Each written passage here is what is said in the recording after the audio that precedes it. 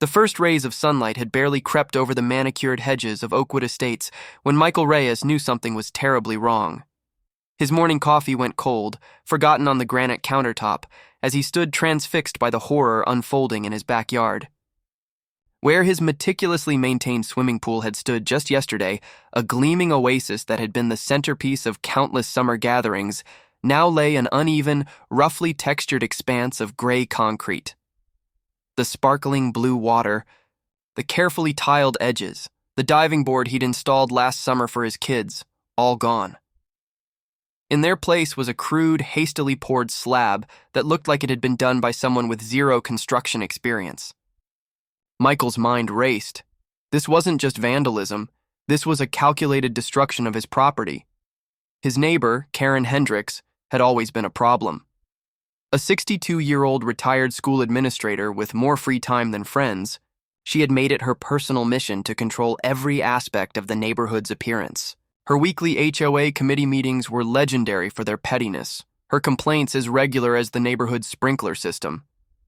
But this was beyond anything Michael could have imagined. He remembered their last confrontation just 2 weeks ago. The HOA had rejected Karen's proposal to mandate uniform mailbox colors, a ridiculous plan that would have cost each homeowner thousands in unnecessary renovations. Michael had been the decisive vote against her, speaking up during the meeting with a calm, rational argument that had turned the entire committee against her plan. The look she had given him then, a mixture of pure hatred and calculated revenge, should have been his first warning. As Michael stepped onto the concrete, his expensive leather work shoes now dusty with dried cement, he could see the amateur nature of the job. Uneven edges crept toward his carefully landscaped garden. The surface was rough, with visible trowel marks and small divots that spoke of a rushed, angry job. Someone had done this in the dead of night, with a clear intention to cause maximum damage. His wife, Elena, a corporate lawyer, emerged from the house. Her sharp intake of breath told Michael everything he needed to know. This wasn't just a problem. This was a potential legal nightmare. "Call the police," Elena said, her voice controlled but razor-sharp, "and get Richard on the phone." Richard Martinez was their family's lawyer, known for his bulldog approach to property disputes. The pool had cost $78,000 to install just 3 years ago. It wasn't just a recreational feature, it was an investment, a centerpiece of their family's outdoor living space. Their 2 children, Sophia and Diego, had learned to swim in that pool. Summer barbecues, birthday parties, quiet evenings under the stars, all of those memories now sat beneath a layer of rough, gray concrete. As the morning progressed, neighbors began to gather. Some looked shocked, others whispered behind hands. Michael could see the speculation in their eyes. Who would do such a thing? And why? The police arrived first, a young officer named Jennifer Rodriguez taking detailed notes. Her professional demeanor couldn't hide the incredulity in her eyes as Michael described the situation. "Someone literally cemented over an entire swimming pool?" she asked, her pen hovering over the notepad. Before Michael could respond, his phone rang. It was Richard Martinez. "Don't touch anything," the lawyer advised. "I'm sending my investigator to document everything. This isn't just property damage. This could be a serious criminal offense." As the morning wore on, the full extent of the destruction became clear. The cement wasn't just a surface layer. It had been poured deeply, destroying the pool's intricate plumbing and filtration system. Preliminary estimates from a construction expert who arrived mid-morning suggested the damage could exceed $150,000 to repair. Michael watched as photographs were taken, measurements documented. He thought about Karen Hendricks, about her reputation for vindictiveness. Something told him this was just the beginning of a battle that would consume far more than just his backyard. Little did he know how right he was. The investigation was about to uncover a web of neighborhood secrets that would shock everyone. And Karen Hendricks was about to discover that her petty revenge would come at a price far higher than she could have ever imagined. 3 weeks after the concrete catastrophe, the true depth of Karen Hendricks' vendetta began to emerge. What had started as a shocking act of property destruction was rapidly transforming into a criminal investigation that would make national headlines.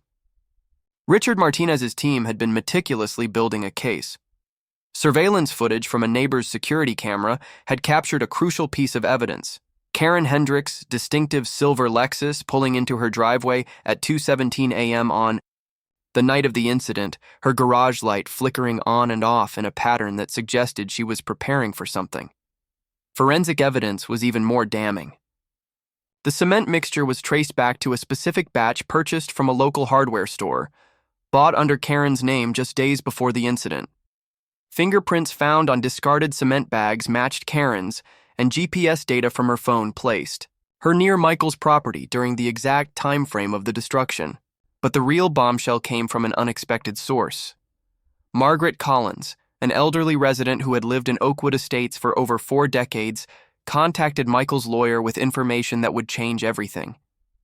She revealed that Karen had a history of similar vengeful acts dating back years, a pattern of retribution against neighbors who had crossed her that had gone unreported and uninvestigated. She destroyed Helen Thompson's rose garden in 2015 when Helen opposed her proposal to remove the community playground, Margaret revealed during her sworn statement. And in 2018, she orchestrated a smear campaign against the Jeffersons that nearly cost them their jobs when they challenged her parking committee regulations. The investigation uncovered a trail of documented complaints and hushed-up incidents that painted a disturbing picture of Karen Hendricks, a woman who used her position in the community as a weapon, systematically targeting those who stood in her way. When the police finally served the arrest warrant, the scene was surreal. Karen, dressed in her typical pressed slacks and tailored blazer, looked more inconvenienced than scared. Her initial bravado crumbled quickly during questioning. The charges were extensive: felony vandalism, criminal mischief, destruction of property, and, most surprisingly, attempted insurance fraud. Investigators discovered Karen had anonymously contacted Michael's home insurance company, attempting to file a false claim that would have painted the pool's destruction as an accident. During her arraignment, the prosecutor painted a damning picture. "This is not a moment of passion or a single mistake," the district attorney argued. "This is a calculated act of revenge by someone who believes they are above the law, who has systematically used intimidation and destruction to control her community." Michael and Elena watched from the courtroom, a mixture of vindication and disbelief washing over them. What had begun as a personal violation had become a landmark case about community power dynamics and unchecked behavioral patterns. The financial implications were staggering. Michael's insurance would cover part of the pool's restoration, but the emotional toll was immeasurable. Their children had lost a beloved summer gathering place, and the neighborhood's sense of security had been shattered. As the legal proceedings continued, more victims came forward. Karen's reign of neighborhood terror was finally being exposed, her carefully constructed facade of respectability crumbling like the poorly mixed cement she had used to destroy Michael's pool. During one particularly explosive hearing, Margaret Collins, the same elderly witness who had first come forward, looked directly at Karen and spoke words that would define the entire case. "Power is not a license for cruelty," she said, her voice steady and clear. "And karma has a way of finding those who believe they are untouchable."